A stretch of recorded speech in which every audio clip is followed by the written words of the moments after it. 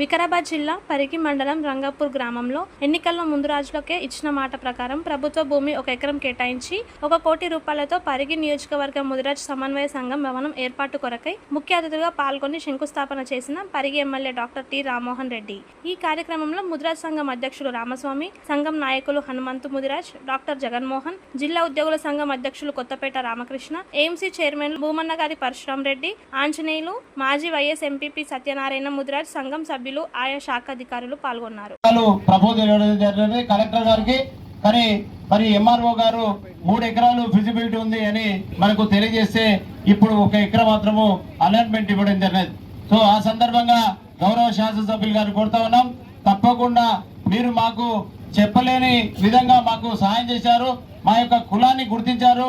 మమ్మల్ని గుర్తించే సందర్భంగా మీకు తప్పకుండా రుణపడి ఉంటామని సందర్భంగా సభాముఖంగా మీకు తెలియజేస్తా ఉన్నాం. మరి అదేవిధంగా ఆఫీసర్లకు, మరి ఇక్కడ ఉన్నటువంటి బీసీ వెల్ఫేర్ ఆఫీసర్లకు, మరి మన ఎస్సీ గారికి, ఈఈ గారికి, మరి అందరు కూడా మత్స్యశాఖ అధికారులు ఉన్నారు, ఎంఆర్ఓ గారికి కూడా తెలియజేస్తా ఉన్నాం. ఇక్కడ మనకు మార్కింగ్ ఇవ్వడం జరిగింది.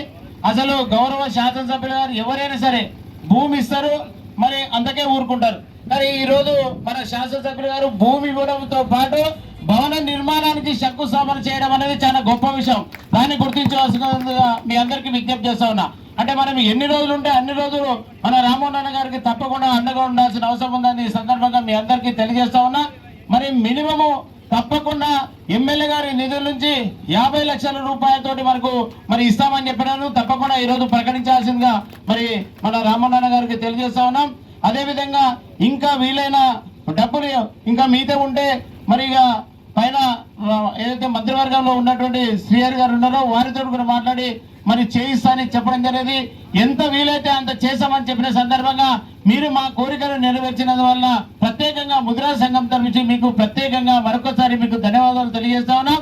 మీకు అండగా ఉంటామని ఇప్పుడు ఏదైతే చాలా మంది ముదిరాజులు ఈ యొక్క పరిగి కాన్స్టిట్యున్సీలో ఉన్నారు, చాలా మంది కూడా ఈ వచ్చే ఎన్నికల్లో ముదిరాజులను మరి మీరు గుర్తించి ఎంపీటీస్ కానీ, జెడ్పీటీస్ కానీ, లేక స్థానిక సంస్థల సర్పంచ్ కానీ మీరు అత్యధికంగా అంటే మెజార్టీ ఎంత ఉంటే దానికి ఆ విధంగా ఇవ్వాల్సిందిగా మీకు సభాముఖంగా మీకు రిక్వెస్ట్ చేస్తూ మీకు విన్నవించుకుంటూ మమ్మల్ని గుర్తించినందువల్ల మరొకసారి మీకు హృదయపూర్వక ధన్యవాదాలు తెలియజేస్తూ వేదికపై అలంకరించినటువంటి మన టి రామ్మోహన్ రెడ్డి సార్ గారు ఎమ్మెల్యే గారికి మరియు మిగతా వేదిక పైన ఉన్న పేరున అందరికీ నా యొక్క ధన్యవాదాలు. ఇక్కడ వేదిక ముందు ఉన్నటువంటి ముదిరాజ్ సంఘ సభ్యులు మరియు ముదిరాజ్ కులస్తులు మరియు ఇతర కులస్తులు అండ్ ప్రెస్ మీడియా అందరికీ నా యొక్క నమస్కారాలు తెలియజేస్తున్నాను. ఈరోజు ఇక్కడ భవన నిర్మాణం కోసం సార్ గారు శంకుస్థాపన చేయడం జరిగింది. ఇక్కడ 1 ఎకర్ భూమిని మనము ముదిరాజ్ సంఘ కులస్తులకు కేటాయించడం జరిగింది. ఈ యొక్క స్థలం కేటాయించడానికి పూర్తి కర్త కర్మక్రియ మన సార్ గారే. సార్ కలెక్టర్ గారికి ప్రతి మినిట్ టు మినిట్ అప్డేట్ చేసి ఏదన్నా వేరే విషయంలో మాట్లాడుతూ ఈ యొక్క టాపిక్ను రిమైండ్ చేసి మరీ సార్ గుర్తుకు చేయించి మరీ స్థలాన్ని కేటాయించడం జరిగింది ఇక్కడ. అది నాకు పూర్తిగా తెలుసు. కాబట్టి ఈ ముదిరాజ్ కులస్తులకే కాదు మిగతా అందరి కులస్తులకు కూడా మనము ఏర్పాటు చేద్దామమ్మా అని నాతో కూడా డిస్కషన్ చేయడం జరిగింది.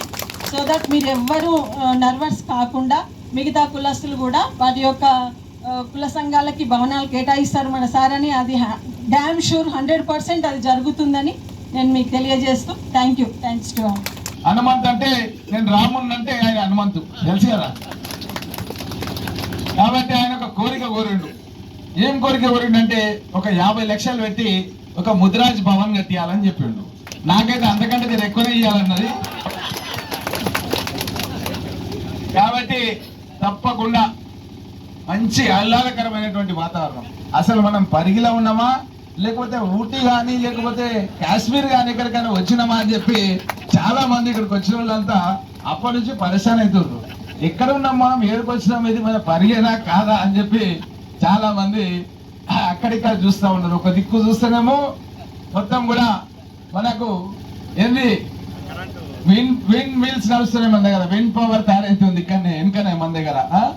ఒక దిక్కు చూస్తేనేమో ఈ పాలమూరు రంగారెడ్డి ప్రాణైతే చివరిలో మనకు దగ్గరనే వచ్చిందా, ఏం రా నీళ్లు కూడా వచ్చేస్తున్నా ఏందని కొద్దిగా లేవగానే మనం నీళ్ళ గురించి మాట్లాడుతుంటాం. కాబట్టి మనకి ఇక్కడ దగ్గరలోనే మంచి వాతావరణం కూడా కనబడుతుంది.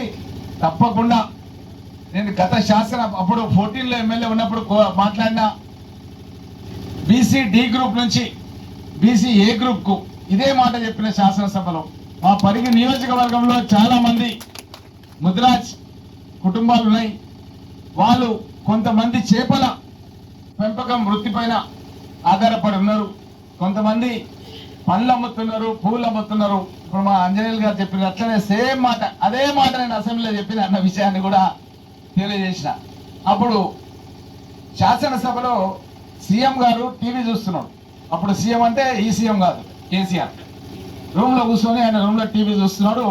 నేను ఎప్పుడైతే ఈ మాట అన్నానో దెబ్బ నడుచుకుంటా మైక్ కాడికి వచ్చేసి నేను అనుకున్నా ఏదైనా మంచి మాట చెప్తాడేమో అనుకున్నా. అయితే నేనేం చెప్పినంటే ఈ యొక్క BC D group A group లో కలవాలంటే అది సుప్రీంకోర్టులో అప్పుడు కేసు నడుస్తుంది. దానిపైన మీరు మన అడ్వకేట్ జనరల్ అనే ఎవరైనా పంపించి అక్కడ కనుక పరిష్కారం చేస్తే మనకు బీసీ డి గ్రూప్ లో ఉన్నటువంటి ముద్రా సోదరులకు మనం మేలు చేసిన వాళ్ళం అవుతామని చెప్పి నేను చెప్పిన. నేను అనుకున్నా నేనే కనుక ఆ జాగాలు ఉంటే తప్పకుండా చెప్తుంటే అదే జాగాలో